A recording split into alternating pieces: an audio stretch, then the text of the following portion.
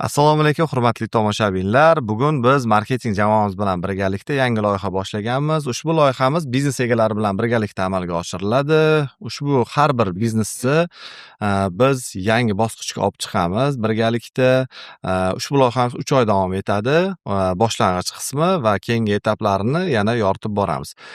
Demak, biznes egalari bilan birgalikda biz ushbu bizneslarini rivojlantirishga, uni yangi bosqichga olib kelishga va kengaytirishga yordam beramiz. Birinchi loyihamizni biz Malvatur jamoasi bilan birga boshladik. Malvatur jamoasi O'zbekistondagi yirik tur operatorlaridan biri hisoblanadi hamda bugun mana Gulam va Zarina Mardonovna bizning mehmonimizlar.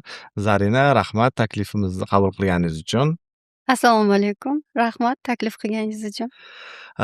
Bizda Malvatur o'zi uzoq yillar B2B segmentda ishlagan, lekin nega aynan siz B2C segmentga, ya'ni jismoniy shaxslar bilan ishlashga ham o'tayotganingiz bo'yicha qisqacha gapirib bering. Bu yerdagi muammolar, faqat iltimos ochiqchasiga gaplashamiz. Muammolar va ularni qanday qilib mijozlarimiz yoki obunachilarimiz, tomoshabinlarimiz buni aylanib o'tisha oladi yoki bunaqa holatlarga duch kelmasliklari bo'yicha gaplashamiz ochiqchasiga, agar imkon bo'lsa albatta. Ochiqchasiga mayli, ochiqchasiga.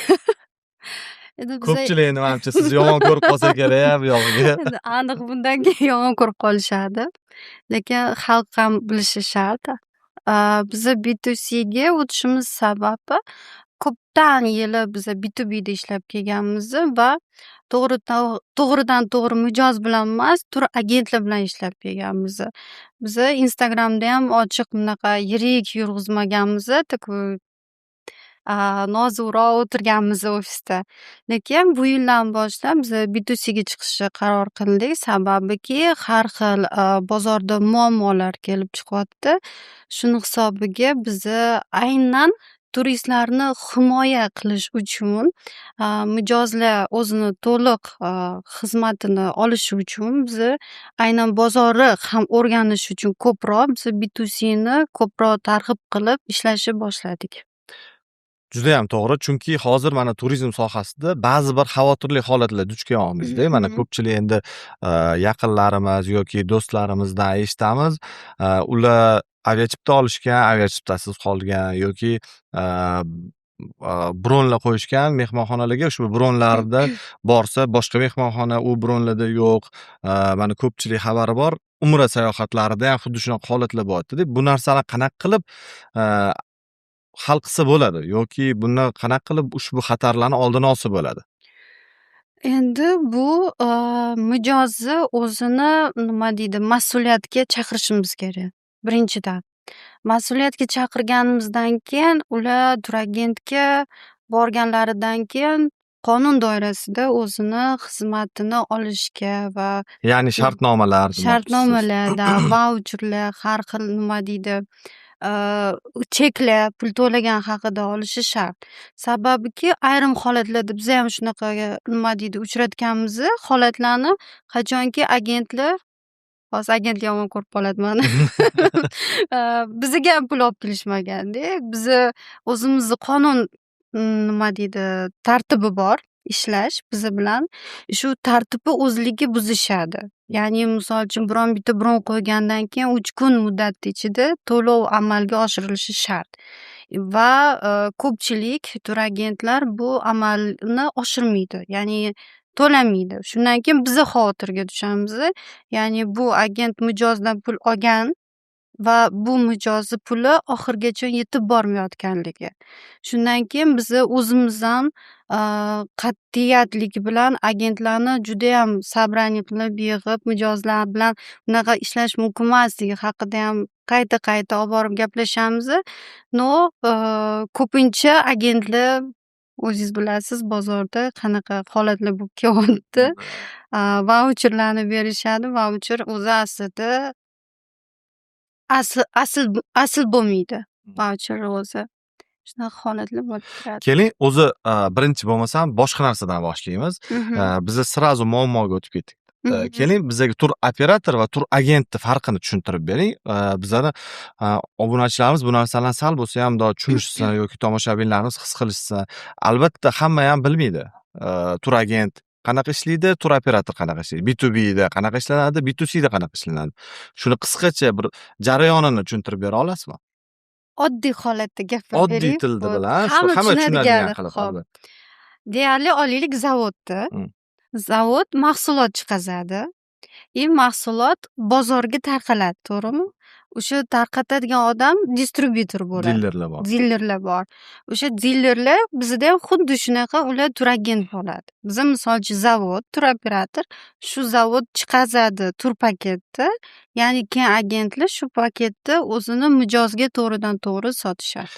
Demak, qisqa qilib aytganda, bizda demak, zavod siz turoperatorlarni hisobga oladigan bo'lsak, turoperatorlar har xil deylik aviakompaniyalar, deylik mehmonxonalar, deylik yana ekskursiyalarga kabi bir necha ehtiyot qismlaridan yig'ib zavodda bitta tayyor mahsulot chiqadi va ushbu mahsulotni tur agentlar sotishadi, ya'ni dillerlar, to'g'rimi? To'g'ri. Biz bir nechta resurslar bilan nima deydi, ta'minlaymiz agentni. Agent o'sha to'g'ridan to'g'ri Kutib olish, kuzatish, viza yordamlari ichiga juda ko'p ehtiyot albatta, qismlari agarda kiradi. vizali davlat bo'lsa, biz elchixonalar bilan kelishuv qilamiz, gaplashamiz. Ya'ni biz tarafdan qanaqadir podдержка bo'lishi uchun. Undan keyin bo'lsa, bizda ko'pincha vizasiz davlatlarga biz yuboramiz, ya'ni muammo kelib chiqmasligi uchun. Muammoni kamaytirish maqsadi. Da. Shuni hisobiga biz ko'proq bu yoqda davlatlarni olamiz. Ajoyib. Mana bitta narsa qilaylikda, demak, tur sotib olishda sayohatchilar uchta qanaqadir bir oltin qoida bormi? O'shanga misol uchun o'sha qoidalarni qilsa hech qachon yutqizmaydigan. Ya'ni bo'lishi mumkin ishonch, shartnoma, to'lov tasdiqlanganligi va shunga o'xshash. Shunaqa yo'nalish. Turagentdan olsa. Boya aytganimdek, turagentga kelgandan keyin o'sha mahsulotni tanlashgandan keyin, ya'ni yo'nalishni tanlashgandan keyin уже to'lov jarayoniga kelganda albatta shartnoma so'rashsin va bu kompaniyani litsenziyasi bormi, yo'qmi? Va juda e'tiborga berish kerak, necha yildan biri bu bozorda faoliyat kompaniya. Ha, albatta. Lekin bir xil kompaniyalar bor shunaqa, faoliyati ko'p, lekin qanaqadir inqirozlarga uchragan to'lovlarni yurishibdi. Undan ham ehtiyojini qilish kerak turistlar, mijozlar. Ya'ni undan keyin shartnoma tuzgandan keyin chek olib ketish kerak. Kompaniyadan ofitsialniy chek bo'lishi kerak va pechati turishi kerak u yoqda kompaniyaniki. Asosan shu qoidalar. Demak, ertaga qanaqadir bir nizoli holatlar bo'lganda ham bir qanaqadir shaxsni qidirib yurilmaydi-da, aynan sudga murojaat qilganda ham o'sha hujjatlar bilan birga asosli murojaat bo'ladi-da, demak, to'g'rimi? Albatta, va bu yoqda shartnomani ham o'qishi shart. Chunki ko'pincha shartnoma shartlarida ham ba'zi bir narsalar yozilib shunaqa. ketiladi. Tipovoy bor endi shartnomalar, ularda o'qisangiz siz qo'l qo'ydingiz, lekin hech qanaqa himoyangiz yo'q o'z Majburiyat demak olmagan bo'ladi. Yo'q. Asosan u himoya agenti to'g'risida bo'ladi, lekin sizni to'g'ringizda emas bo'ladi. Shuning uchun albatta vaqtingiz bormi, yo'qmi qaramasdan o'tirib e'tibor bilan shartnomani o'qishingiz shart. U yoqda misol uchun reys uchmasligi mumkin. Mana yaqinda o'zingiz bildingiz, har xil vaziyatlar bo'ldi. Ko'pchilik odamlar to'lagan pulini haligacha ham ololmayapti. Sababiki nima deydi? Rus tilida воздушный пространство yopilgan, aviakompaniya ucha olmaydi, ham pulini ham hozir qaytarmayapti. Sababiki kutyapti, qachonki ochilsa, o'shandan keyin biz uchib boramiz deyapti. O'shani ham обязательно shartnomada aviakompaniyani qonun qoidasi, turoperator qonun qoidasi kiritilgan bo'lishi kerak agentda. Sababiki agentda ko'proq uni shartnomasida o'zini qonun qoidasi yozilgan, lekin vaholanki turoperator bilan shartnoma tuzyapti, turoperatori shartnomasida ko'rsatilgan qonun qoidasi uni shartnomasida bo'lishi shart. Unda. Demak, ko'pchilik narsani biza shaffofroq qilib Xuddi shunaqa. shug'ullanishimiz kerak. Keyin qarang, mana bir xil holatlar bo'ladi. Ko'p davlatlar hozir onlayn. Bizni ham agar ko'rsangiz, Toshkent xalqaro aeroportimizda Mhm. bir qismi onlayn, bir qismi offlayn pasport kontrolidan o'tishdi Mhm. va demak, ba'zi bir davlatlarda borki, barcha jarayonlar onlayn. Stoykaga уже siz jismoniy shaxs bilan xodim bilan uchrashmaysiz, to'g'ri borasiz, pasportingizni skaner qilasiz, tiketlaringizni olasiz, keyin bagajingizni topshirasiz. Shu holatlarda bizani nima desa bo'ladi, o'zimizni o'zbeklar qanaqa chiqib ketishadi shunaqa holatlar bo'lsa. Sizda aynan siz yaratayotgan turlarda bunaqa holatlar bormi, ko'zda tutilganmi yoki ko'zda tutilgan bo'lsa, qanaqa qilib bu narsani siz oldini olasiz? Nimagaki, man o'zim ham deylik, shu o'rta yoshdagi bo'lganimdayam manga ham ba'zi paytda qiyin bo'ladi. Tushunmay qolaman, qaysi anaqa kioskka borishim kerak, Mhm. nimani bosishim kerak. Ingliz tilida bo'ladi hammasi albatta. Bizani sayohatchilarimiz hammasi ham ingliz tilida gapirisha olmaydi. Shunaqa holatlarni qanaqa qilib oldini olasizlar? Albatta shunaqa holatlar bo'ladi. Ayniqsa chet el aeroportlarida, asosan ko'pincha chet elda aeroportlarda 2 3 4 terminallar bo'ladi. Bu yerda tanlayotgan aviakompaniyangizga qarashingiz kerak. Birinchidan bu yoqdan uchib ketayotganimizda sababiki, misol uchun bizani holatda olsak, bizani produktimizni agarda olsak, misol uchun Malayziya deylik-da.